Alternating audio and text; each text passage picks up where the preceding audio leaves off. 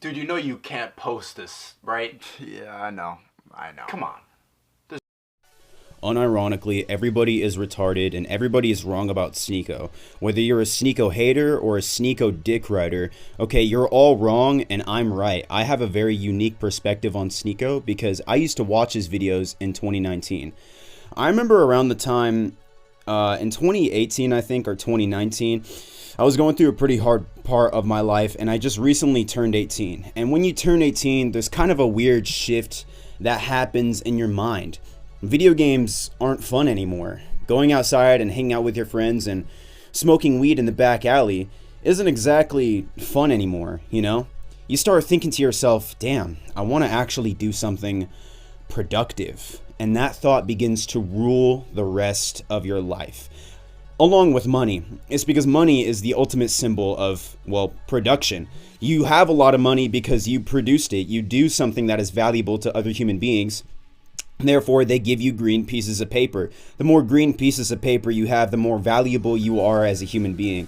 And this thought kind of has been ruling my mind ever since I was 18. I'm now 20, and the reason why that this ties back to Sneeko and his old content is because something about Sneeko's old content is that he was very human and he was very relatable. And I kind of started watching a couple of the re-uploads just because obviously since his channel got taken down and completely nuked by YouTube, I haven't seen his old videos in quite a bit.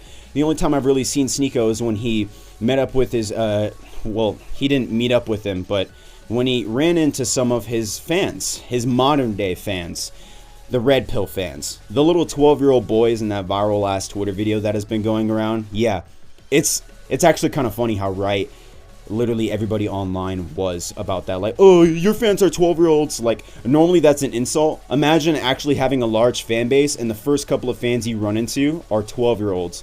That's got to be kind of embarrassing in a way. No offense to the kids, but like, dude, if I was Sneeko in that moment, I would be fucking cringing so hard on the inside. I would, like, on the inside, I would be stabbing myself in the stomach and like looking everyone in the eye and shaking their hand with a smile on my face, trying to hide the pain. You know what I'm saying? But like in Sneeko's old videos, there's something undeniably human. There's something very relatable. He gives you an unfiltered look into his mind. And there's also a really interesting There's also a really interesting video that he made back in the day that's called Fake It Till You Make It. And it made me realize, rewatching it just now, Sneeko hasn't changed at all. The only thing that's changed is his content. But him as a person, he's only been growing and taking his own advice. You see, Sneeko kind of recently left the Red Pill movement and everyone has been calling him a grifter for it. And dude, honestly, yeah, I think he's a grifter. Do I hate him for it? Fuck no. If I was in his position, dude, I'd still be grifting that shit. Even though that probably wouldn't be the smartest thing to do, is because obviously the Red Pill movement died the second just pearly things came in. But still, like, he's obviously just grifting. And if you were in his position, if you got paid millions of dollars to sit there and to shout at the camera, wake up, and tell people to stop fucking around with whores and stop jacking off and go hit the gym, wouldn't you do it? You would do that shit in a heartbeat. Get real. You would do anything for $1 million. You would probably suck dick for $1 million.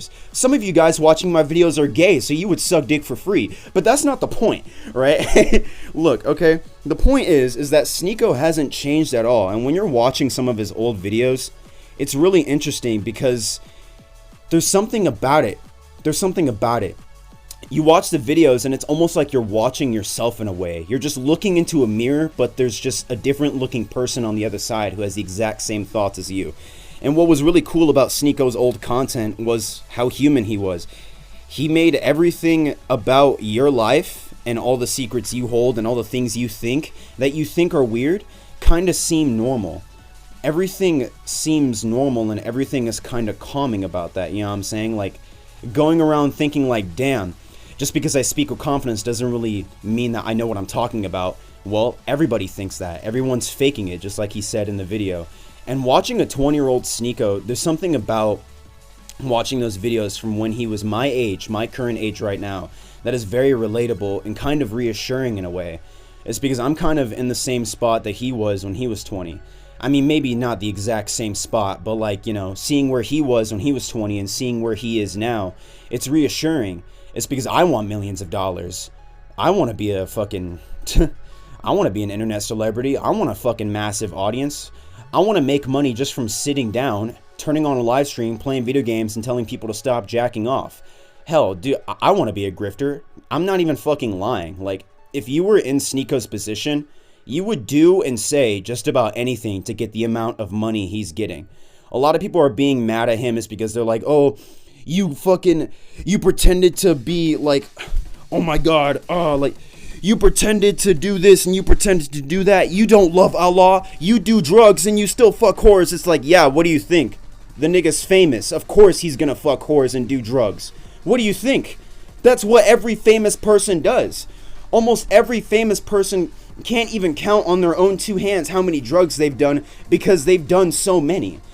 Like, of course. Whenever you become famous, you're going to start doing drugs, fucking around, and partying nonstop. No matter what you say when the camera's on and the camera's looking at you, you can sit there and virtue signal all day. Everyone in that room is aware of who you really are. A fake little grifting bastard. And the only reason why people are mad at you for it is because you're better at grifting than they are. That's why everyone's mad at Sneako. It's unironically because he has more money than them and he's become successful. When you watch Sneako's old videos, there's one common thing that you see throughout every single video, and it's a search for the truth. Seek truth through funny. Even though that's probably the gayest fucking... the gayest little one-liner ever. Like, I swear to God, if he puts that on his tombstone, that's so I hope he doesn't, because that line has become so cringe, but... And that's throughout all of his videos. He's seeking the truth while creating the content that he loves and that he cares about. And then he found the truth. Sneako became red-pilled. And you know how he became red-pilled? The trick is simple. Just imagine you're Bruce Lee, or James Bond, or Kill Bill. Whatever fictional character you admire, walk around like that's who you are. Batman isn't wondering where to put his hands when he's standing still at a party. Indiana Jones made it cool for a white dude to use a whip. I started this back in my private middle school when I got tired of being the lil nerdy ching chong to the rich white boys. And that morning when I slipped on my light up Skechers, I wasn't just a horny 12-year-old, but I was Bruce fucking Lee. I was gonna 1-inch punch the next bully to do the squinty eyes at me. Of course I got my ass kicked, but I learned a valuable lesson. Act the way you want to be.